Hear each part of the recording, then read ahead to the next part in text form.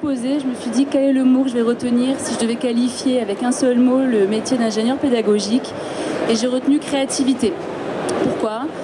Parce que ce métier est complètement protéiforme et c'est ce qui fait que mon quotidien est très, très différent d'une journée à une autre. Ingénieur pédagogique, c'est beaucoup de définitions. Je commencerai par dire que, bon, évidemment, dans le contexte actuel et les enjeux liés à l'employabilité, aux nouveaux métiers et au futur incertain, il est question de concevoir des formations adéquates qui correspondent aussi aux nouveaux besoins et aux besoins qu'on ne connaît pas encore. Donc c'est vraiment un métier qui se situe sur un continuum complet de l'éducation primaire jusqu'à la formation universitaire en passant par la formation professionnelle courte, longue, intensive, exécutive, etc.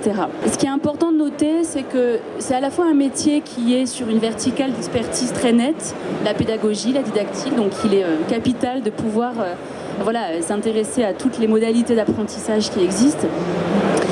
Mais c'est aussi un métier qui est pour moi basé sur le fait que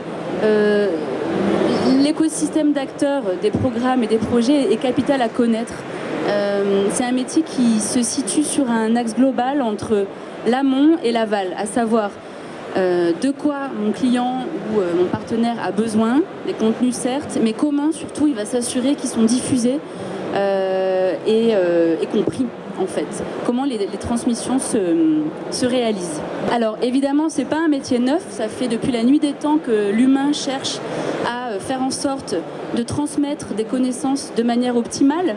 Ce qui change évidemment avec les enjeux technologiques, c'est la posture notamment de l'ingénieur pédagogique, de l'enseignant, qui va non plus forcément se situer sur une posture top-down, mais bien travailler en équipe avec toutes sortes d'acteurs différents, des designers, des développeurs, des community managers, des enseignants évidemment, des commanditaires de projets, les bénéficiaires, les cibles et évidemment tout le public d'un cours pour s'assurer que l'apprentissage se réalise. Pour moi, la différence fondamentale du métier d'ingénieur pédagogique aujourd'hui par rapport à il y a quelques années, c'est la question du blended learning. Donc c'était un mot-clé qui était sur la présentation d'avant.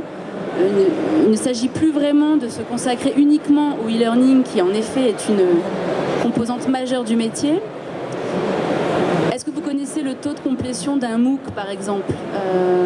Non, c'est 5 à 7% à peu près dans les chiffres qui circulent, ce qui veut dire que tout le reste des gens abandonnent. Je ne sais pas vous, mais moi les MOOC je les conçois et je les suis finalement assez peu jusqu'au bout. Pourquoi ? Parce qu'on a besoin d'humains. On a besoin de se rencontrer, on a besoin de partager, on est un animal social et donc les réseaux sociaux, les technologies enrichissent le métier d'ingénieur pédagogique, le qualifient, mais les nouveaux lieux tels les Fab Labs par exemple, les tiers-lieux, les espaces de coworking, même les bibliothèques qui modifient leur rôle sont aussi des lieux où l'ingénieur pédagogique doit pouvoir évoluer, qui doit pouvoir connaître. Voilà. Je finirai de qualifier le métier d'ingénieur pédagogique en abordant aussi la notion de massification et d'accessibilité, évidemment. Je pense que la gymnastique principale de l'ingénieur pédagogique, c'est d'arriver à être à la fois sur du nombre, puisque le but c'est qu'on veut toucher le plus de monde possible et on veut que le plus de monde possible ait accès à des cours de qualité, mais aussi sur l'accessibilité, voilà, que ce soit en ligne ou hors ligne, sur des dispositifs qui sont pertinents. J'avais préparé des liens, ça va être un peu compliqué de les ouvrir, mais si vous êtes sur l'appli Vivatech, vous aurez accès à mon contact et je pourrai vous partager tous ces liens-là. Mon métier consiste à créer des cours en ligne, comme par exemple le programme BSF Campus, où il fallait carrément développer une plateforme à partir de rien. Voilà, il n'y avait rien, il fallait qu'il y ait une plateforme avec des cours dessus. Donc c'est comment on s'adresse à des communautés de pratique, puisque c'était pour des bibliothécaires, donc sur un segment très spécifique.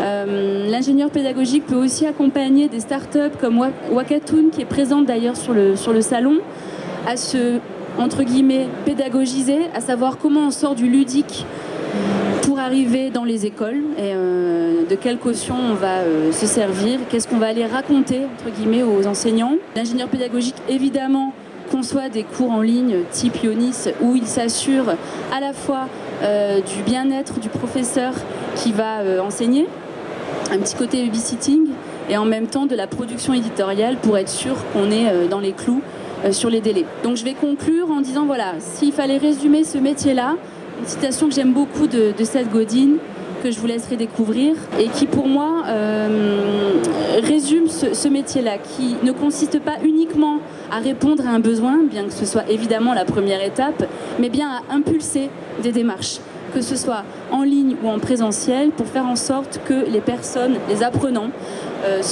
s'emparent des savoirs. 3 étapes pour le métier. D'abord écouter, une écoute active, une écoute observante.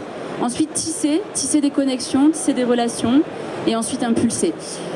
Je finirai par dire que la principale qualité pour moi d'un ingénieur pédagogique est d'être en dichotomie entre l'isolement, puisqu'il faut pouvoir se concentrer, rester seul longtemps, se documenter, faire des recherches. Donc il faut aimer être seul, mais aussi des grandes capacités relationnelles, puisque c'est important de pouvoir aller à la rencontre des partenaires, des publics, pour s'assurer que déjà le travail fonctionne et ensuite pour s'inspirer. Comment on se forme pour être ingénieur pédagogique finalement ? En effet, c'est vrai que c'est un petit passage que j'ai oublié. Alors en fait, il n'y a pas vraiment de formation type. Enfin, depuis quelques années, il y a quand même des masters spécialisés.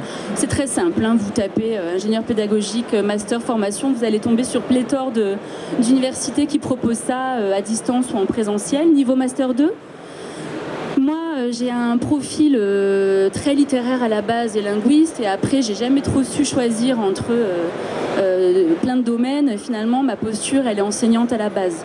Je pense que ce qui est essentiel pour être ingénieur pédagogique, et je m'arrêterai là, c'est d'avoir une réelle sensibilité à la transmission. Donc, si on n'est pas prof et qu'on est ingénieur pédagogique parce qu'on a fait une formation, je vous conseille au moins d'animer un atelier, même si c'est sur un format court, pour se confronter simplement à l'acte de transmettre.